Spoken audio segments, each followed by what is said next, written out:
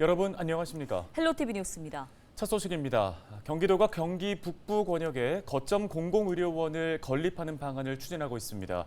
경기 북부 지역 지자체들은 저마다 공공의료원 건립의 최적지임을 강조하고 있는 상황인데요. 네, 이런 가운데 동두천시가 방치된 재생병원을 공공의료원으로 활용하는 방안을 제안했습니다.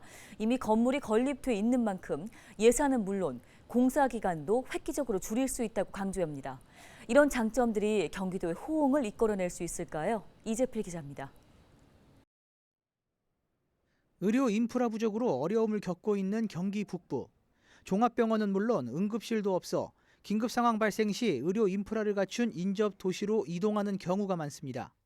이런 이유로 경기도는 경기 동북부 지역에 거점 공공의료원을 건립할 계획입니다. 김동연 경기도지사의 공약이기도 한데 양주시와 연천군, 동두천시 등 경기 북부 지자체들은 앞다퉈 공공의료원 건립 최적지임을 강조하고 있는 상황입니다. 이런 가운데 최근 박형덕 동두천시장이 김동연 경기도지사를 만나 동두천에 위치한 재생병원을 공공의료원으로 활용하는 방안을 공식 제안했습니다. 재생병원의 경우 건물은 갖추고 있지만 의료재단 내부 사정으로 개원이 기약 없이 미뤄지고 있는 상황.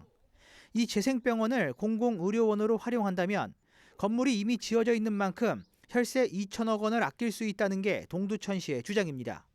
특히 동두천시는 행정 절차와 건축 기간 등을 획기적으로 줄여 김동연 경기도지사의 이번 임기 내에 경기 북부 공공의료원 설립을 실현할 수 있다고도 덧붙였습니다. 뿐만 아니라 재생병원은 1,400병상을 갖추고 있어 코로나19 같은 대규모 전염병 발생 시 즉시 집중관리 병동으로 전환할 수 있습니다. 기본 계획, 이런 행정 절차부터 해서 건물을 짓는데 소요되는 10년이라는 세월, 이런 것들을 충분히 검토할 수 있는 시간이 확보될 수 있다는 점, 도민들의 소중한 예산이 절감된다는 점, 장점이 있다라고 해서 저희는 재생병원 활용안을 제안을 하게 되었습니다. 재생병원을 운영하는 대진의료재단 측도 재생병원의 경기도 의료원 활용에 긍정적 입장인 것으로 전해졌습니다. 지자체들이 저마다 공공의료원 건립을 희망하는 가운데 경기도의 선택은 과연 어디로 향할지 관심이 집중됩니다. 헬로티비 뉴스 이재필입니다. 다음 소식입니다. 오영환 국회의원이 오는 22대 총선에 불출마하겠다고 선언했습니다. 오영환 의원은 10일 국회 소통관에서 기자회견을 갖고 본인의 사명인 국민 곁에 소방관으로 돌아가고자 한다고 밝혔는데요. 이어 맡은 역할을 충실히 한 뒤 본연의 소명으로 돌아가는 모습이 정치의 무너진 신뢰 회복에 작게나마 희망이 되길 소망한다고 덧붙였습니다. 소방관 출신인 오 의원은 지난 2020년 열린 21대 총선에서 의정부시 갑선거구에 출마해 당선됐습니다.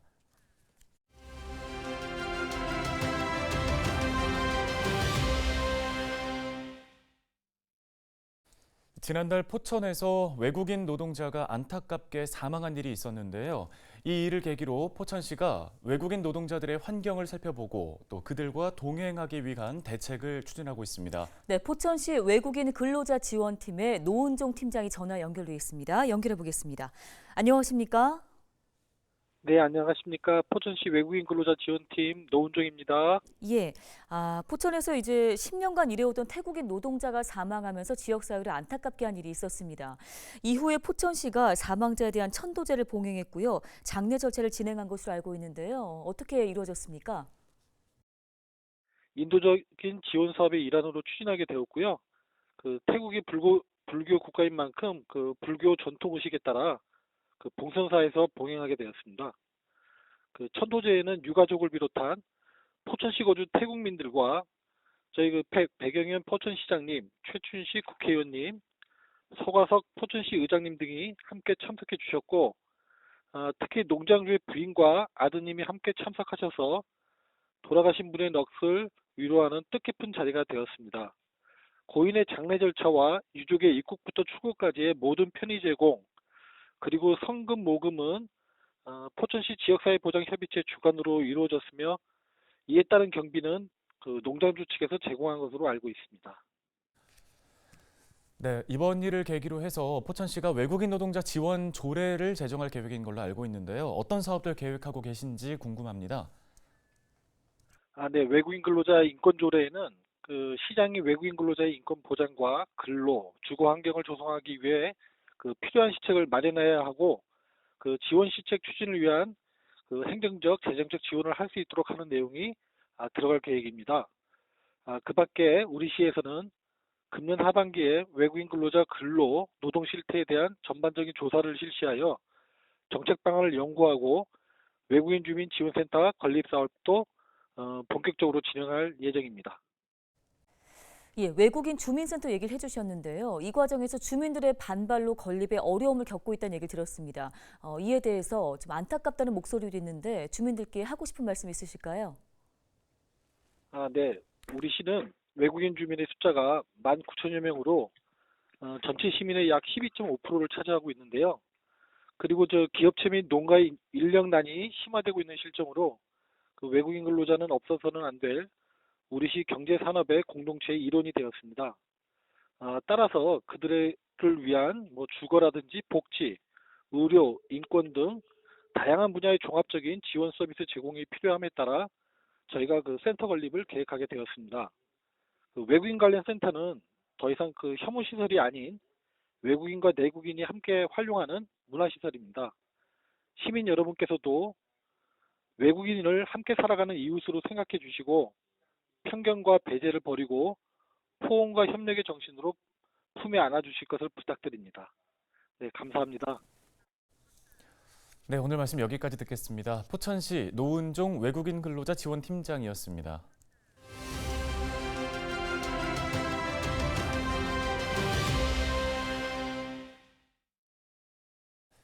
22대 국회의원 선거가 1년 앞으로 다가왔습니다. 각 지역마다 입후보 예상 인물 보도들이 나오기 시작했는데요. 여야 간 의석수와 인물 위주의 관심이 앞서가는 모습입니다. 네, 저희 헬로티비 뉴스는 총선을 앞두고 지역 발전 시각에서 유권자들이 관심 가져야 할 부분을 함께 알려드리겠습니다. 오늘은 지방분권 연구 전문가를 통해 지역 발전을 위해 총선이 왜 중요한지 살펴보겠습니다.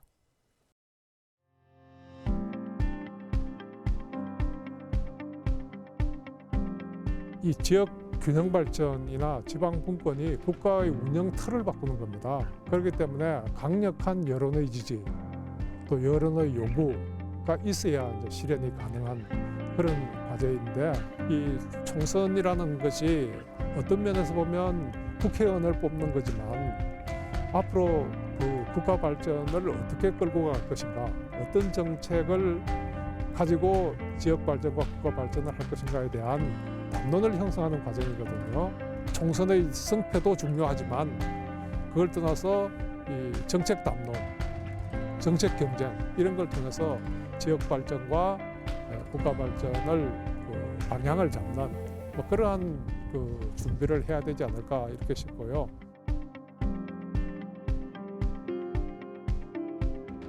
부산, 경남, 울산이 메가시티를 형성하고 대구, 경북에서도 통합 움직임이 있었고 이것이었는데, 이것이 지난 지방선거가 끝난 후에 다 허물어져 버렸죠. 왜냐하면 그 전에 시도지사들이 우리 초강력 메가시티를 만들자 이렇게 규약까지 다 만들어 가지고 출범 준비를 마쳤어요. 그런데 이제 선거가 끝나고 나니까 나는 싫다. 그래서 울산, 경남에서 우리 안 하겠다 이렇게 해버린 거죠. 그러니까 무너져 버린 겁니다. 균형 발전도 그렇고 지방 분권도 그렇고 강력한 입법적인 뒷받침이 돼야 됩니다. 그래서 이 총선은 입법기관을 구성하는 그 선거인 만큼 우리가 앞으로 어떤 입법을 가지고 지방 분권과 균형 발전을 밀고 나갈 것인가, 이것이 그 다음 총선 과정에서 논의되고 또 공감대가 형성되고 동력이 만들어지고 이래야 될 것 같습니다.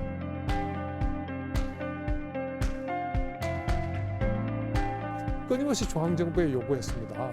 그런데 중앙정부는 지금 그거를 요구를 다 들어줄 여력이 없고요. 또 지방을 어떻게 발전시켜야 될지 정답도 가지고 있지 않습니다. 그래서 이제는 우리 지역은 우리 힘으로 발전시키겠다. 중앙정부는 좀 간섭하지 말아달라. 그리고 우리가 책임지겠다 하는 이런 식의 지방 주도형 의식과 또 그런 체제를 주민들의, 지역민들의 자치 의식과 또 책임 의식, 이것이 지역 발전을 주도하는 동력으로 되지 않을까 이렇게 싶습니다.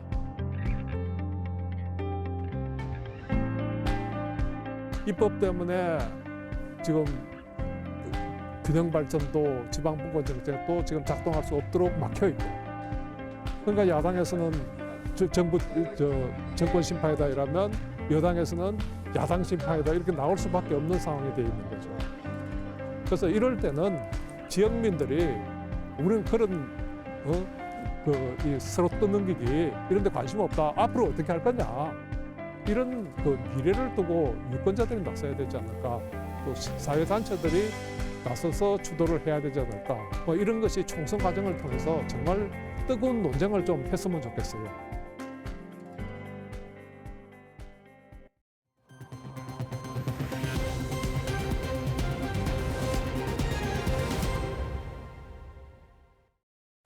양주 회암사지 왕실축제가 오는 5월 5일부터 7일까지 3일간 양주 회암사지 일원에서 열립니다. 이번 축제의 부제는 치유의 궁, 다시 조선의 문을 열답니다. 코로나19로 축소됐던 태조 이성계의 어가 행렬은 정상 규모로 복원될 예정인데요. 또 시승격 20주년에 맞춰 진행되는 축제인 만큼 양주시는 개막식에서 지역의 현재와 과거를 담은 메시지를 시민들에게 전달할 계획입니다. 창작 뮤지컬과 회암사 문화재 퀴즈, 고고학 체험 등 다양한 즐길거리들도 준비되어 있습니다. 오늘 준비한 소식은 여기까지입니다. 네, 고맙습니다.